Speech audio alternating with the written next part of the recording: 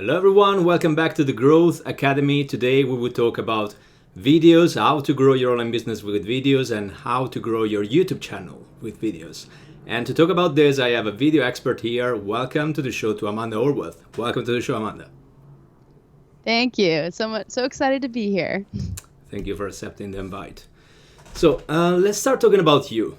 Why you're doing what you're doing. So give us an introduction about yourself. Yeah. So I'm Amanda Horvath, and for 6 years, I ran a video marketing business. I started it out in Los Angeles and then moved to Austin about 3 years ago. And really during that time, got to work with some amazing businesses and entrepreneurs, some big names that you would probably know as well. And basically during that time, felt this frustration about what was going on in the industry to a certain extent of there's people that were creating videos for businesses, but how do you actually get those videos seen? How do you actually get results with the videos that you're creating for your business? So I dove deep into the world of online marketing and really started studying. I was really big into Amy Porterfield's Online Marketing Made Easy podcast. I did B School with Marie Forleo, and just tons of different courses just to figure out what worked. And what I found was that very, very few people were actually talking about video and how that fit into the overall marketing world. Yeah. So what I did was I took my knowledge of video production, because I went to school for that, and then combined it with everything that I was learning with online marketing into one. And at the time had almost thought that I had coined the term video marketing. Clearly I did not. That has been around, but it shows just how little people were actually talking about it at the time. So I started testing all of these different strategies to really figure out what worked and what didn't work with businesses, and now have a bit more of a clear picture of how it does work. But also I realized more and more that very, very few people know what they're doing in video, and that now is the absolute best time to get started. So I launched my YouTube channel about a year and a half ago, a little bit more than a year and a half ago at this point, knowing that this is an amazing time to get started for someone that has absolutely no online presence. Starting right now is the best compared to any other time ever. Like, if you think about the fact that we have iPhones and we have all this different camera gear that is way more affordable, to get your message out there it's just such an amazing opportunity. So I decided to test all of the strategies that I had come up with for businesses that were really successful, and implement them for my brand, which I had zero online presence, just to prove that it would work. And it did. So here we are, a year and a half, a little bit more over, and with an online presence, talking to you guys. And did you started with your YouTube channel, or you started with something else? Because before the starting of this conversation, of this interview, we're talking about the fact that you told me that you don't think YouTube is the best way to start for someone who is not that an expert with videos and should start with other channels. You started with YouTube, right?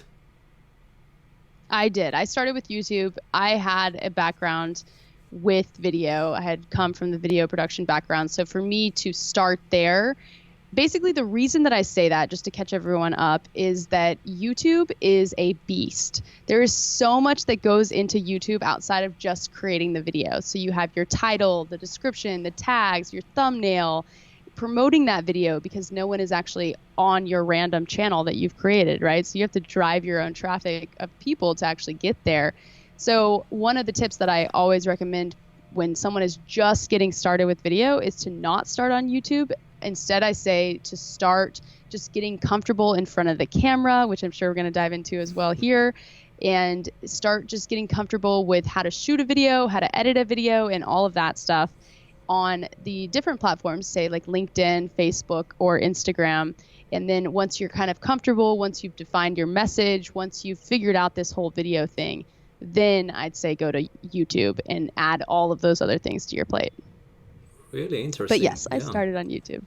Really, really interesting. So you would use the other platforms to learn how to stay in front of the camera and how to natural in front of the camera, and then when you realize what you have to talk about and everything related to that, then you should do the big jump to YouTube.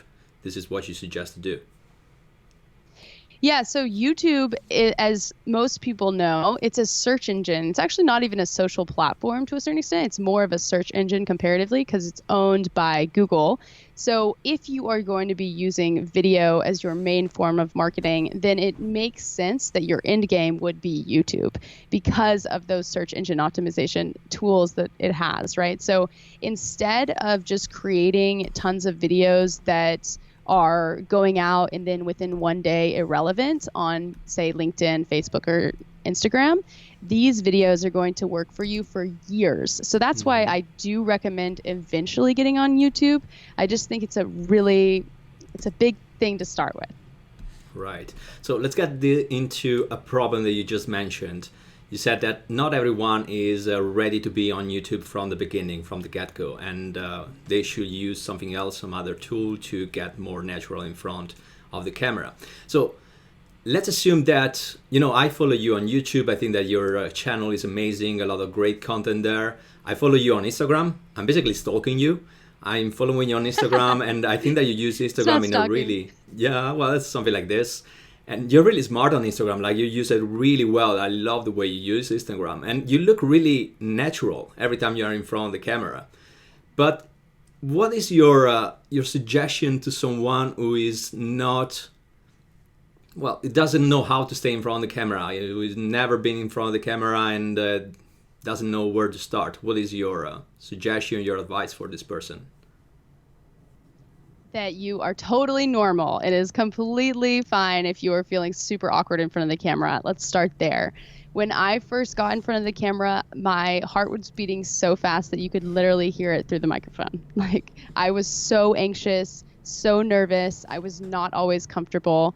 And it took me a while to really get used to that. And one of the best recommendations that I have is to start alone by yourself with your camera in a room where no one else is around, and you can just kind of get funky. You could test things and just watch back the footage and do whatever you can to start getting comfortable and just start getting those reps in to a certain extent of just practicing getting in front of the camera, because that's really what it is. It's just a skill that you haven't developed, and the more and more that you can practice this, the better you're going to be.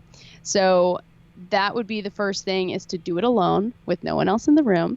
The other thing is, if you're still terrified to even get in front of the camera to begin with, which a lot of people are, I highly recommend starting with voice recordings.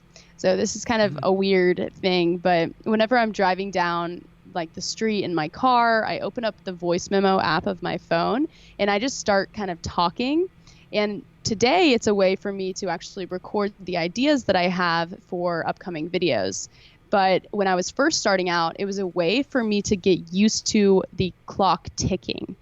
So when you are on video, you kind of have this nervousness, this anxiousness, and you want to fill the air. You don't want to take breaks, and you're breathing really, or you're talking really fast, and then you run out of breath, and then you're just right? That's typically what happens. So when you start doing these voice recordings, you get used to just time passing, and you're not filling the space. So that's another tip that I have. And then once you're comfortable with that, hop on camera and just start testing it. That's really the best way to learn. Nice advice. And I put on top the fact that you have so many examples right now online. You can watch a lot of different channels. There are a lot of people having channel being in front of the camera. You can learn from the experts. You can learn from other people who already done that before you. So you can just mock someone you really like at the beginning before you find your style, and then you just go with the flow, and it's going to be really simple after, the 20 or 30 videos at the end is going to be pretty simple at the end.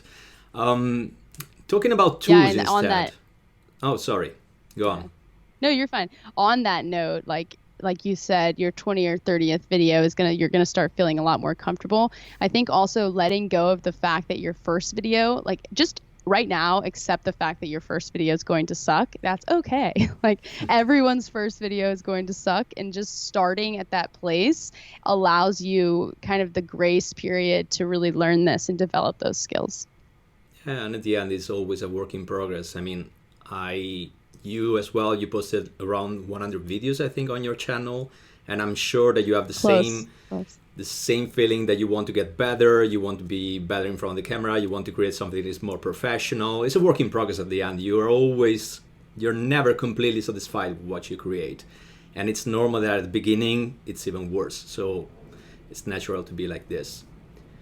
I wanted to ask you something about tools, because before you said that right now we have so many tools that we can use. They are really cheap, or you can use a lot of things for free. Like right now, for example, we are live on Facebook, on YouTube, and it's totally free. You don't have to pay anything for that. So and someone who wants to start doesn't know what to buy, or it doesn't have a big budget to use, what you suggest about that? Start with your phone. So depending on how old your phone is, you might want to consider a life upgrade and just get one of the latest phones. I am a big fan of the iPhone, especially the iPhone 11 Pro that recently came out.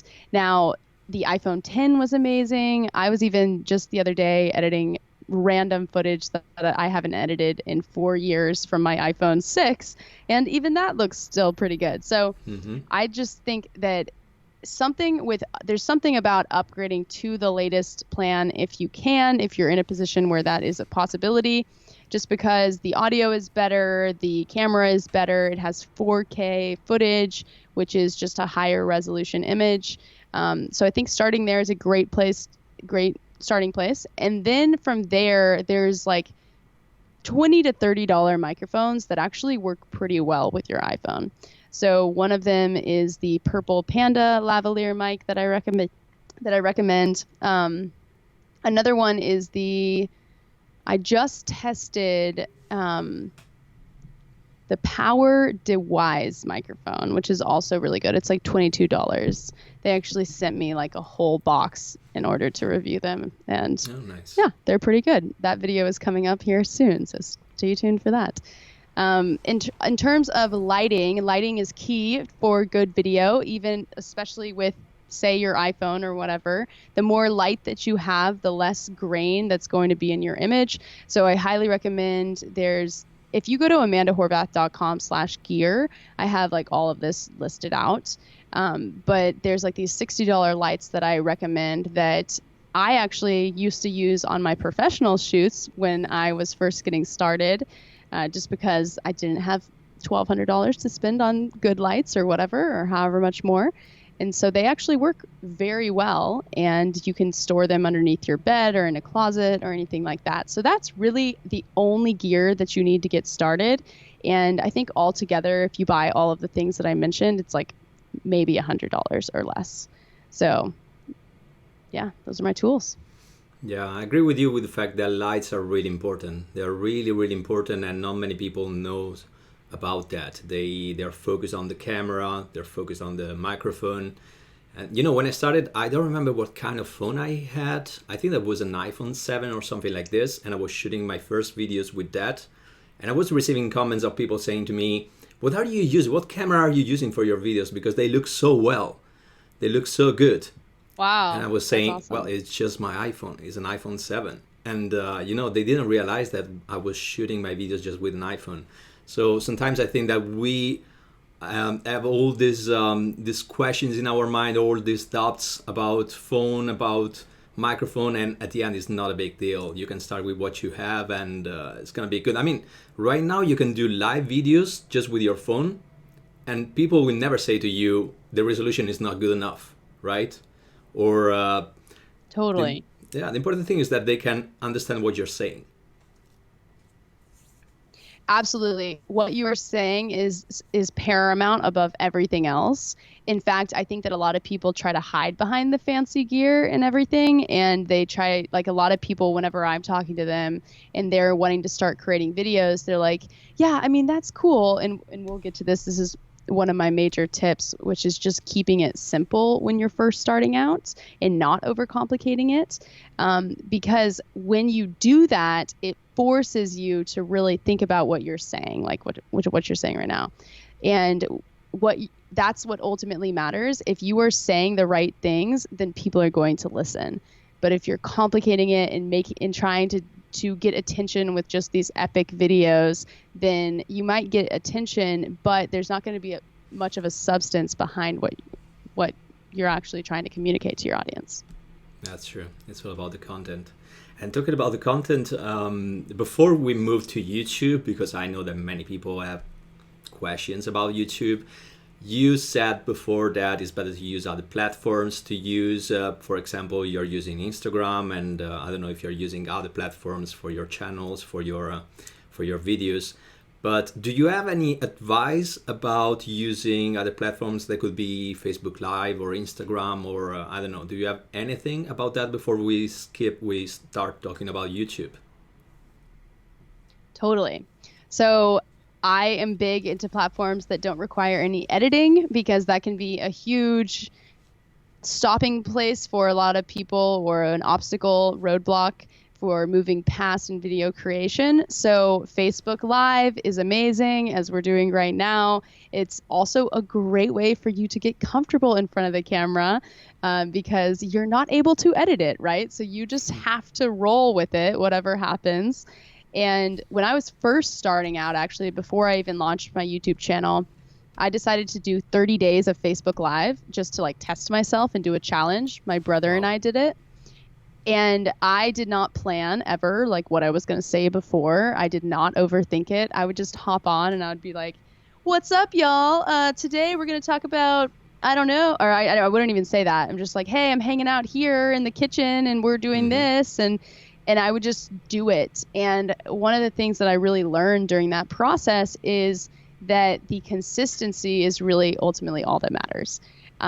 So my Facebook page went from totally dead to revived within 30 days just by doing that.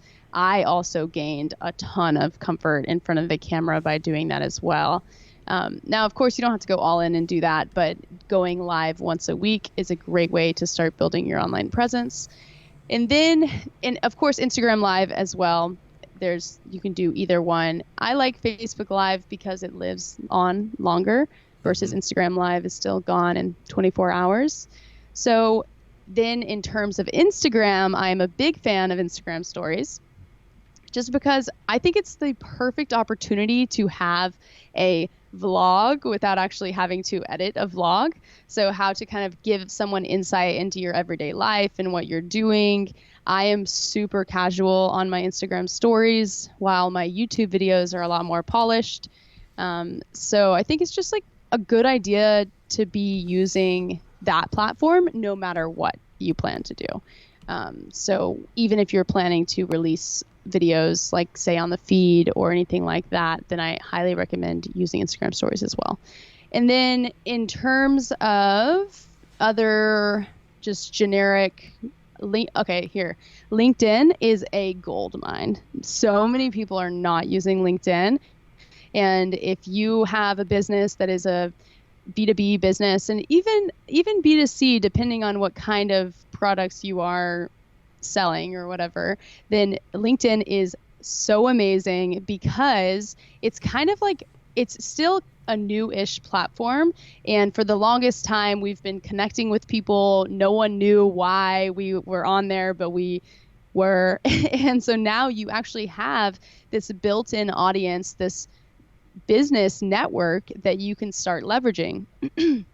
So if you can just start creating simple videos on there once a week, then that is going to be, you're going to see a significant change in how the algorithm is promoting you. And then also what's great about LinkedIn is that text platforms are your text posts still work exceptionally well. I know people that have built their LinkedIn presence 100% off of just text. So you can do video once a week and then throw in text the rest of the time, and you're growing your presence. So yeah, those would be my tips for off of YouTube. Of course, there's Instagram video. Or here, one more thing. I'll throw in one more thing. I would say if you're producing videos for Instagram, Facebook, or LinkedIn, I would still use the same script structure that you would for YouTube, just because then you can test your videos on those platforms, and the ones that did really well, you can then take that video and repurpose it and put it on YouTube. True, totally true. So And I see that you are using this technique with Instagram. You are putting small bits of your videos of YouTube. You're putting their short videos, and I think it's really smart. And I wanted to say to the people that even LinkedIn right now is testing live videos. It's gonna be a big thing in the next month, I think. I don't know if when it's gonna be they're rolling it out revealed to everyone? I think so. Like right now, they are testing just on a small group of people. But I think that in the next month is gonna be like a normal thing that you can use on LinkedIn. And you have a lot of tools right now. Like at the moment, I'm using Restream to stream at the same time on YouTube, on Facebook, and there is the option to stream on LinkedIn as well. So you can do this, and you have many tools that you can test there to stream on different platforms. So it's a great thing to use different platforms, not just YouTube. But going to YouTube, jumping on YouTube, let's get into that big topic because it's the biggest topic of this interview. Let's talk about how to start on YouTube. Let's make this really beginner, like someone wants to start on YouTube, want to start a new channel. What are your tips for someone who's starting right now? Perfect. And I'm going to be super unprofessional and give a very quick timeout because my computer's about to die. So let me just grab my charger and then All right. I'll be right back. Okay, 1 second. Okay, no worries. Well, while I'm here alone, I'm going to give my tips for YouTube and then we're going to listen to Amanda tips. I think that if you're starting right now, if you're starting in this moment, Amanda before said something that is really important, that there are so many things that you have to think about on YouTube. You have your title, you have your descriptions, you have keywords. There are so many things that you have to figure out before you start a YouTube channel. But I suggest you to not overthink it because as we were saying before, YouTube is a work in progress. You have to learn one thing and then another and then another. At the beginning, your channel won't be perfect. You will do a lot of mistakes. Maybe you don't put all the keywords that you should put. Maybe you're not putting the right title that you should put. Maybe you're not doing the videos you should do to get more audience. But it's just a way to learn. You have to learn day by day, and it takes a long time. And even to grow an audience, it takes a long time. So you have to be persistent. You have to trust yourself. You have just to put out the content that you can put out. You have to publish what you can do, and then little by little you're gonna get more and more expert. Anyway, I took your place, Amanda. I leave you talk about your tips for YouTube for someone who is starting right now. No, I think that was great, everything that you were saying, because it is, I think, having grace for yourself when you're first starting and just allowing that time to really like figure out what works, what doesn't work is essential with YouTube. So the way that I recommend starting, I think a lot of people, they start out and they think, oh, they're going to create these amazing videos and they're going to overcomplicate them. And a lot of people, they won't even start because of that. So they're stuck in like the overanalyzing phase of I want it to be perfect. I want it to be super high professional or super professional and all that kind of stuff. I highly recommend, instead of doing that, doing a very simple style where you are sitting down in front of your camera, just talking to your camera about your expertise.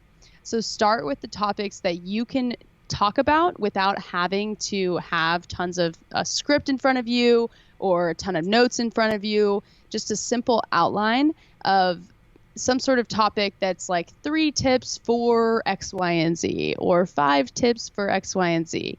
And a great way to think about this is to think about maybe what your prospects would be if they had to solve their problems on their own. What would they be Googling? Think about those and start to kind of reverse engineer and put yourself in the customer's shoes of when they would come across you, you are giving them that advice. So another way to think about this is frequently asked questions that you're getting from either your clients or even friends and family. Start by describing those, or maybe even those things that you're so annoyed and describing to your prospects on sales calls over and over again.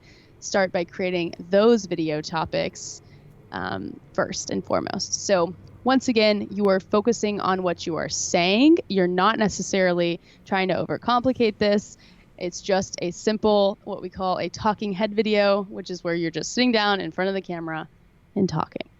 Mm-hmm. So that'd be my first tip. I don't know if you experienced the same thing, but I remember when I started with my channel, I was trying to do these videos they look really professional with a lot of cats, a lot of text, a lot of animations here and there to make it really enjoyable and something really dynamic.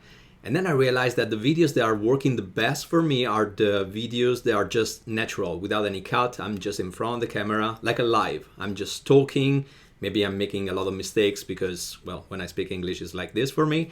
And people, they don't mind. They don't mind it. They don't want something that is totally polished. They want something that is natural. Right now, YouTube is getting more and more like live video at the end. So the more natural you are, at least in my case, the more natural I am on my videos without all these animations and sounds around, the more my video works the best. I don't know if you experience the same thing for your channel or not. Yeah, so when I first started, I was definitely, like, if you go back and watch one of my early videos, it still has that same style where I'm sitting down talking to the camera. But I do have a ton more graphics that are coming in on the screen, what they call B-roll, which is footage that goes over the video of you sitting there and talking. I had a lot more of that. And what I found was that it was honestly the reason that I stopped wasn't because it wasn't performing that well, but more so because it wasn't sustainable. And what you just need to figure out a system that is going to be sustainable for you, because this is a long-term play. This is not just like a short-term thing that you're doing. If you're playing the YouTube game, you want to be in it for the long run. So just do whatever is possible to just keep it simple. So if that is just like talking to the camera and not doing as many cuts, then do that. And then maybe try one where you add a couple of cuts and then test it like you're saying. So I agree. Yeah. And what are your techniques to grow an audience on YouTube and make your video reach a lot more people and make the YouTube algorithm to reach more people through your video? What you do about that? Yeah, it's an ever changing, or it's a constant like striving to get better at this. And I by no means think that I have it all figured out. I think the YouTube algorithm is kind of confusing, and you can do all the keyword research that you think, and then you're like, this video is going to hit, and then it doesn't. So I am by no means like know all the back end stuff.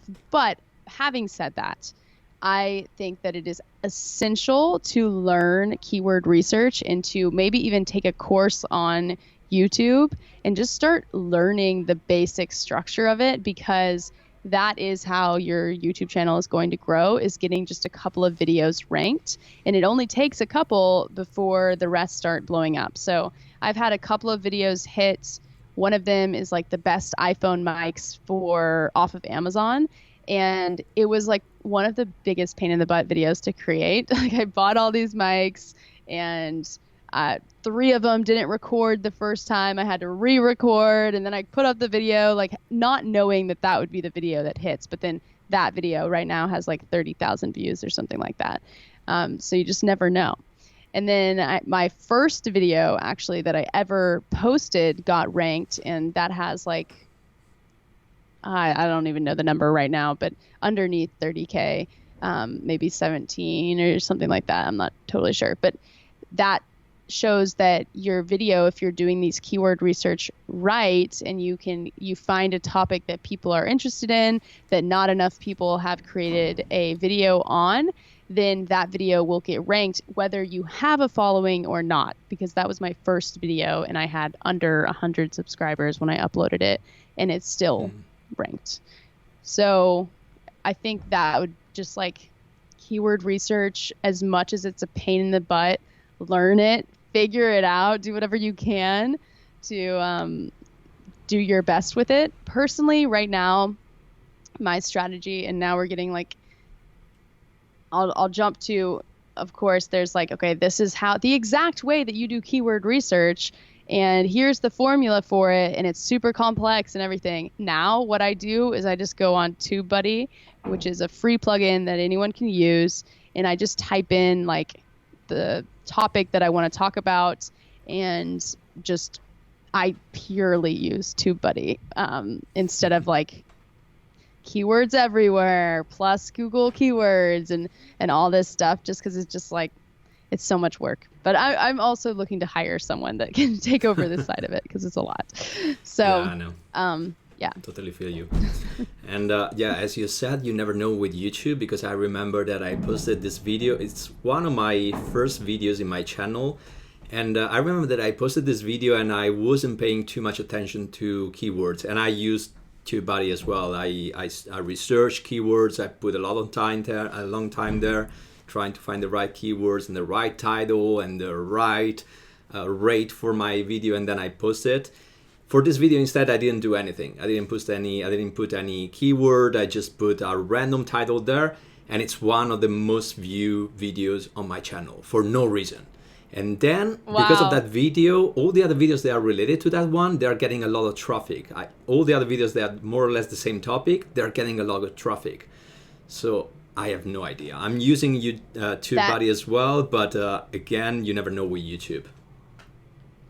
Yeah, and what YouTube does is that one video, like, what was the topic for you? Was Elementor. I don't know if you ever use it. It's a website builder, allows you to create websites with drag and drop. It's more or less like ClickFunnels. Mm-hmm. Cool.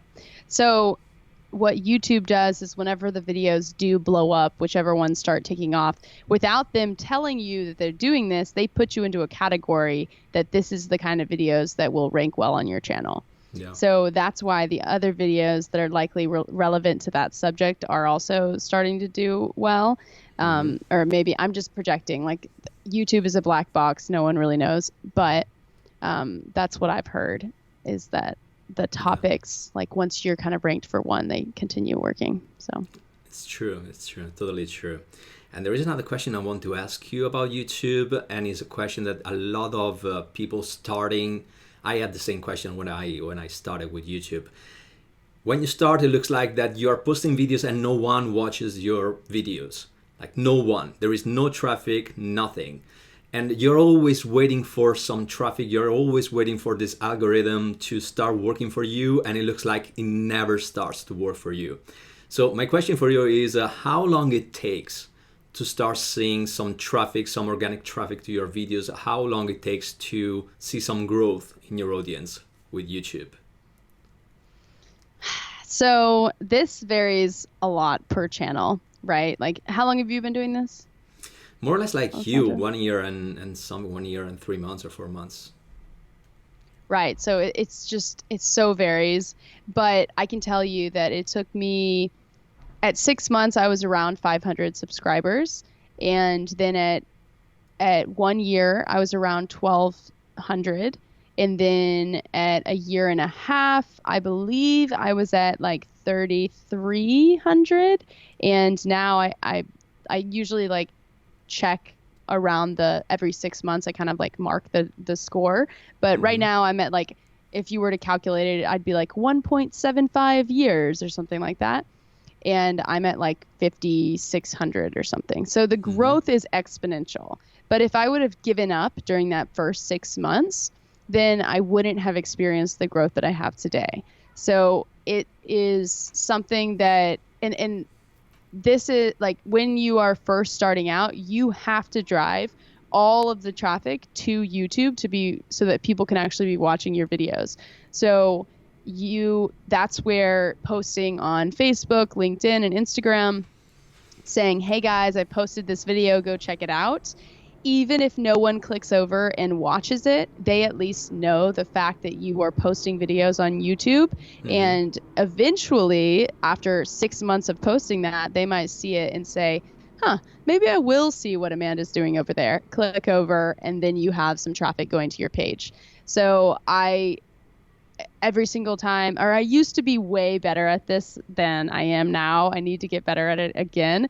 Is just like every single time I post a video, I would post on all of the different platforms, And I would go into specific Facebook groups and mention that I had posted a video as well, just to get the initial, like, okay, I have 50 views on a video, or I have 100 views on a video. At least like it's working, kind of thing.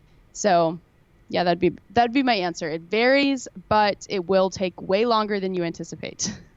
Yeah, that's true. And I think, I mean, with YouTube, you never know, as we said before, but I think that it's really important to be persistent and to post consistently and not stop posting for a long time. I think that this makes sense in YouTube. You have to post videos with a certain consistency, like every week or every 2 weeks or at least once per month. But you don't have to leave too long between a video between a video and the next one. I think that this is pretty important. I mean, I can see the difference in my statistics with my growth when I post 2 videos per week and when I post 1 video per month. I can see the difference. So I think that this makes some difference in that. Consistency for sure. Definitely, I agree. I've never done more than 1 video per week. It's hard enough for me to do 1 video per week. So good for you for occasionally doing 2. It's because I'm doing these lives. So that's the only way I can do a couple of videos per week. So I do 1 video that is, a little professional, pre-recorded, and another one is live. So that could be a strategy to post mostly. I don't post every single week, 2 times per week, but I try to stick with it. Earlier you mentioned TubeBuddy that I used as well. Do you have any other tool that you use with YouTube that you can mention in this interview? I mean, so the main keyword research tools are Google Keyword Planner, and you're going to have a Google ad account in order to use that, but you don't actually have to pay for ads. So when you actually go and sign up for it, it's going to make you like plug in a credit card and everything, and it's kind of scary, like, oh, they might charge me. And then eventually you can just turn that off once you get through there. So Google Keyword Planner, that's primarily the search terms on Google, but it also can kind of overlap with YouTube.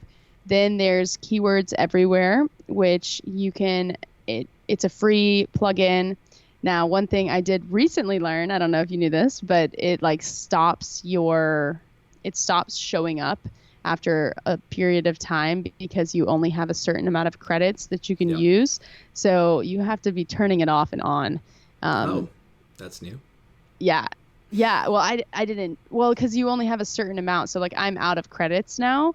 And so I have to buy more credits in order to see the search terms or whatever. So anyway, Keywords Everywhere is one, also free. And then obviously TubeBuddy, Answer the Public is another one that people use. I don't really use that one. Honestly, for me, it's primarily TubeBuddy. I use Premiere Pro for editing, and I actually create my thumbnails in Premiere Pro too, just because. Wow. Okay, you just take a shot of your video and then you add some text. Wow. How you do that? Like this? Yeah, that's exactly how I do it. I just take a screenshot, or and then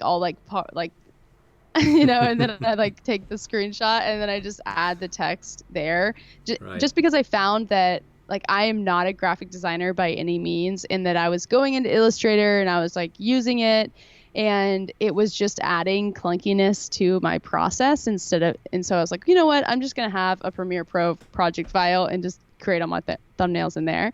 I'm kind of now reassessing the whole thumbnail thing and trying to switch things up. So I think I know I've even heard some people create theirs in PowerPoint because they're good at that. So I think it's just you need a thumbnail, whatever you need to create it, you can use that. Canva is another great tool that's free. So yeah, I think those are really my main tools. Do you have any more? Yeah, I wanted to ask you something because you mentioned that you're using, you said that you're using Premiere, right, to edit your video, for video editing. Do you know any tool for someone who is not an expert with video editing and doesn't know how to use Premiere?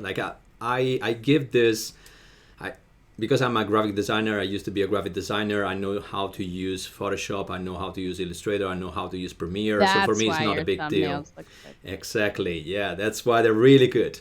But for someone who doesn't know how to use those tools, what would you suggest? Like for video editing, I mean. Yeah, so I push people to Premiere Pro, even if All you are a right. beginner. Now, there is a free tool called DaVinci Resolve that you can download. That's pretty much a professional editing software for free. That is similar to Premiere Pro. It's still in beta, which is why I don't use it. Also, I have basically like the reason that I push people towards Premiere Pro is because I teach Premiere Pro. So like Exactly. I have an online course that teaches people exactly how to edit. And so I teach them that program. You could use another one, but I just think that the way that it's set up and everything, it seems complex at first, but if you start on another one, you're going to eventually hit some sort of roadblock that is going to stop you from being able to create what you want to create, while you're not going to have that with Premiere Pro. There's like unlimited amounts of capabilities of what you can do in there. So Yeah, my that's tips. true.